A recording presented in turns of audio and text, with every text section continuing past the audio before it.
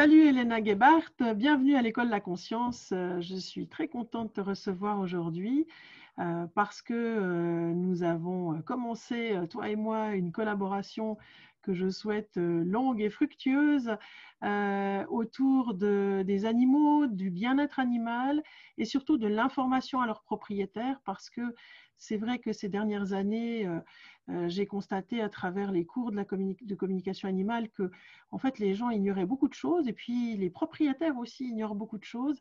Et c'est vrai que l'idée de pouvoir collaborer avec toi, ton cabinet, autour notamment d'ateliers de premiers secours, de conférences à thème et d'autres choses qui émergeront certainement dans les mois à venir, ben, m'enthousiasmait beaucoup.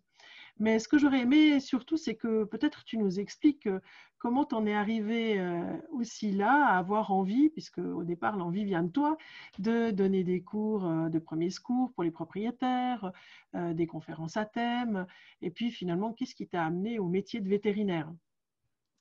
Alors, salut Fabienne, merci déjà de l'invitation. Donc oui, je m'appelle Elena Gebhardt, j'ai fait mes études de vétérinaire que j'ai terminées en 2007. J'ai longtemps hésité entre vétérinaire et d'autres choses, et puis finalement la décision que j'ai prise en faisant un stage et puis en regardant, j'hésitais avec dentiste, et je me suis dit, ben, finalement, un métier, ça prend un tiers de la journée, donc autant que ce soit un métier qui me passionne tout le temps, plutôt qu'un métier qui me passionne moins, mais où je gagne beaucoup d'argent. Alors voilà, j'ai fait les études et je les ai réussies. Et depuis, je travaille. Alors, j'ai fait une année d'abord dans un cabinet de petits animaux à Claron, à côté de Montreux. Et après, j'ai fait plus de 11 ans dans un cabinet mixte, ça veut dire bétail et petits animaux, mais je faisais surtout les petits animaux. Et ben là, ça fait un mois et demi que j'ai ouvert mon propre cabinet à Bilons, à côté de Romont, que petits animaux cette fois. Et ce qui m'a alors amené à faire vétérinaire, c'est bon, j'ai toujours bien aimé les animaux, mais j'aime aussi beaucoup la réflexion, la recherche d'indices, le côté détective. Et puis, bah, j'ai toujours aimé la science aussi, donc ça se rejoignait. Et au début de ma carrière, j'ai d'abord appris ce qu'on m'avait appris aux études, c'est-à-dire apprendre à faire les choses vraiment purement médicales. Et petit à petit, j'ai constaté qu'il y avait souvent un lien entre les pathologies de l'animal et du propriétaire.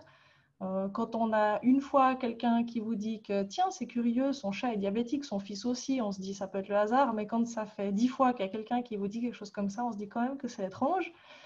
Et puis, ben, plus j'ai évolué, plus je me suis penchée sur aussi d'autres sortes de thérapies en travaillant avec des personnes qui sont expertes là-dedans. Moi, je m'intéresse, mais mon but, c'est d'être une bonne généraliste et d'amener les gens chez les bonnes personnes au bon moment.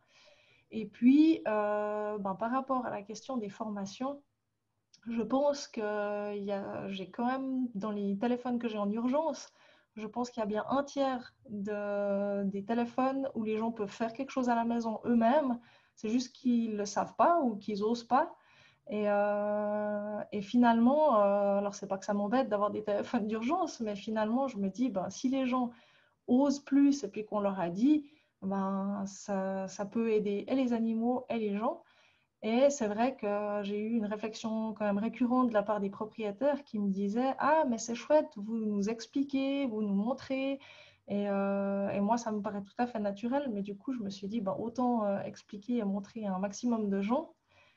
Et du coup, ben, l'idée était déjà depuis plusieurs années de faire des cours de premier secours, mais ça ne s'était pas fait dans mon précédent travail.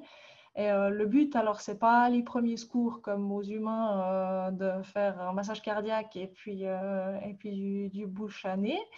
Le but, c'est vraiment de savoir qu'est-ce qu'on peut faire déjà soi-même à la maison en fonction des urgences et des bobos les plus fréquents, puisque maintenant, ben, en plus de 12 ans de travail, je sais un petit peu ce que sont les urgences fréquentes chez les petits animaux et je sais ce que les gens peuvent faire et sont capables de faire.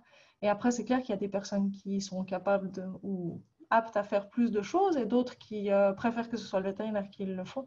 Mais c'est vrai que si en cas d'urgence, ils savent, OK, je peux faire ça, ben, c'est déjà mieux parce qu'il y a des gens qui savent même pas qu'ils peuvent utiliser un désinfectant humain pour un animal.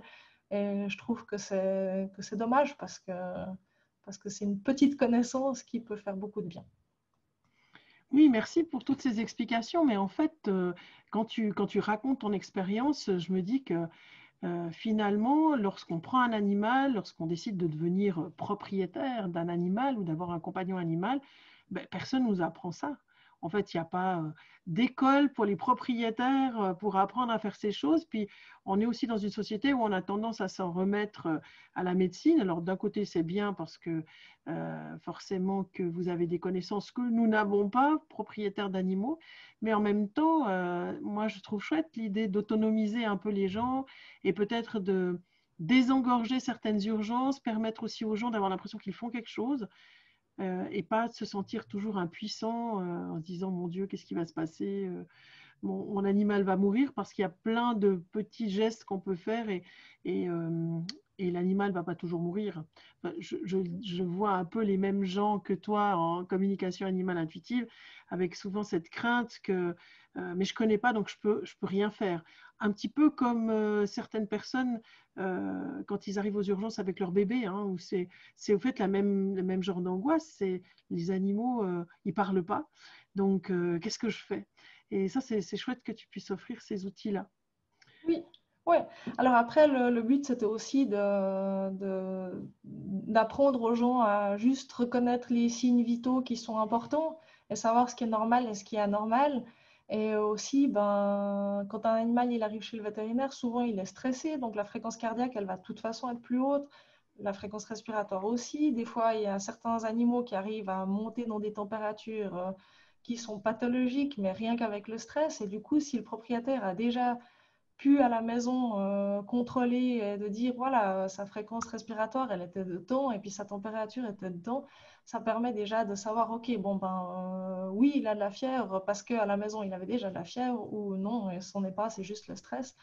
Et c'est vrai qu'il y a aussi plein de gens qui savent juste pas qu'ils peuvent prendre la température de leur animal et du coup, je me dis que s'ils peuvent déjà faire ça, bah, ça simplifie et ça peut aussi les tranquilliser, puisque s'ils se disent ouh là là, mais mon chien a la truffe sèche et chaude, ce que j'entends, je pense, 10 fois par semaine, ben, ils savent que l'étape d'après, c'est on prend un thermomètre et il a la truffe chaude et sèche parce qu'il a couru un 100 mètres ou il a vraiment de la fièvre. Donc, et accessoirement, ben, ça peut aussi faire que les gens économisent un petit peu d'argent.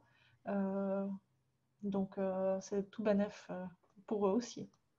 C'est vrai, effectivement. Maintenant, dans cette formation qui est organisée sur 4 heures, hein, donc sur des demi-journées le matin, demi-journée l'après-midi, donc une fois 4 heures, est-ce que les gens vont venir avec leurs propres animaux ou bien est-ce que tu auras, toi, des animaux sur place en exemple pour voir aussi comment on fait certains gestes?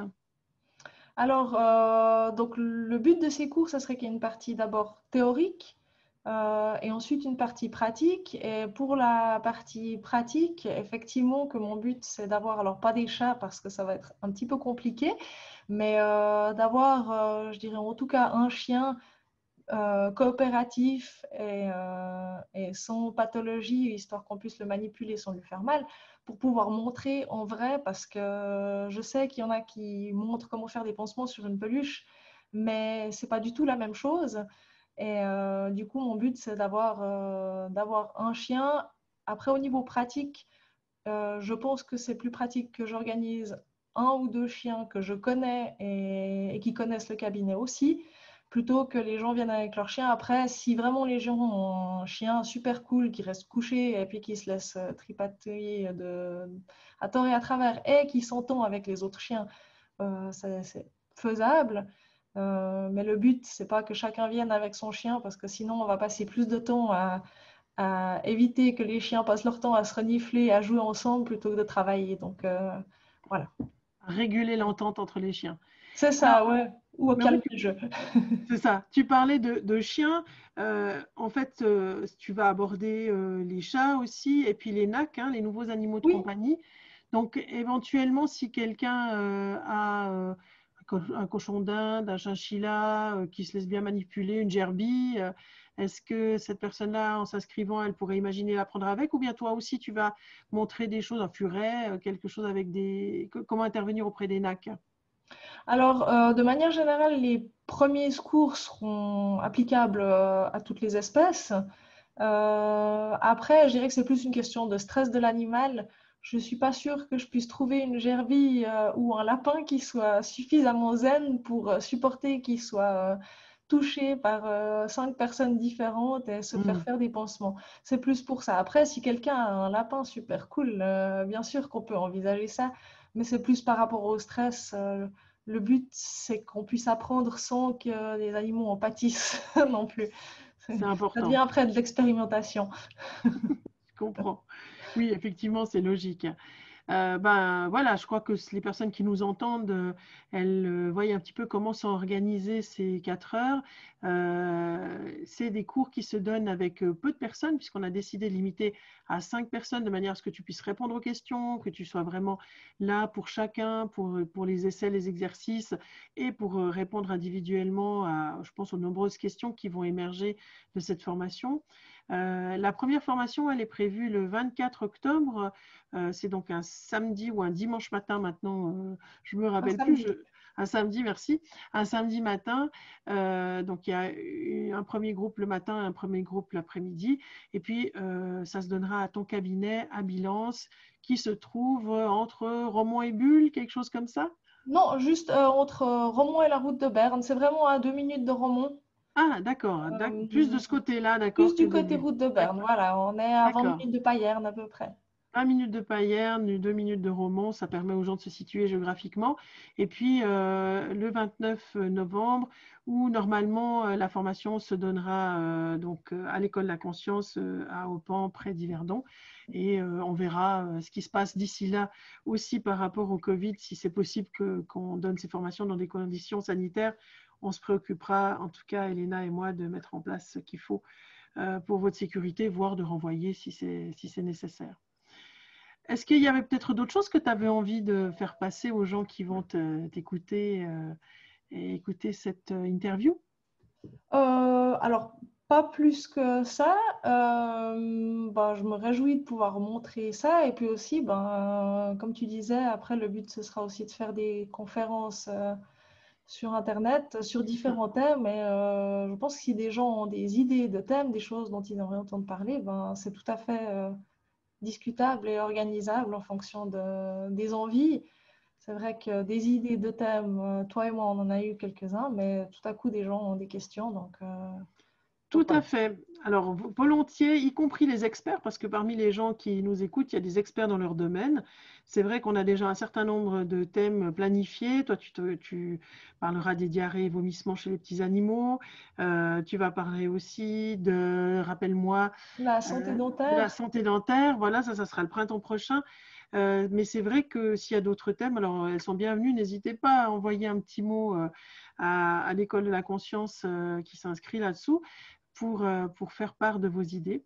Merci en tout cas pour cette interview, merci pour cette présentation.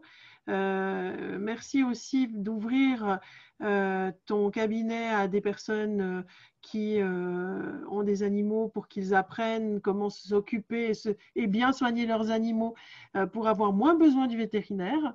c'est ça. Euh, c'est ça, c'est surtout ça l'objectif. Et puis, bah, à bientôt à vous au 24 octobre. Et puis, euh, et puis bonne suite à tout le monde. Salut, Ciao, ciao! ciao.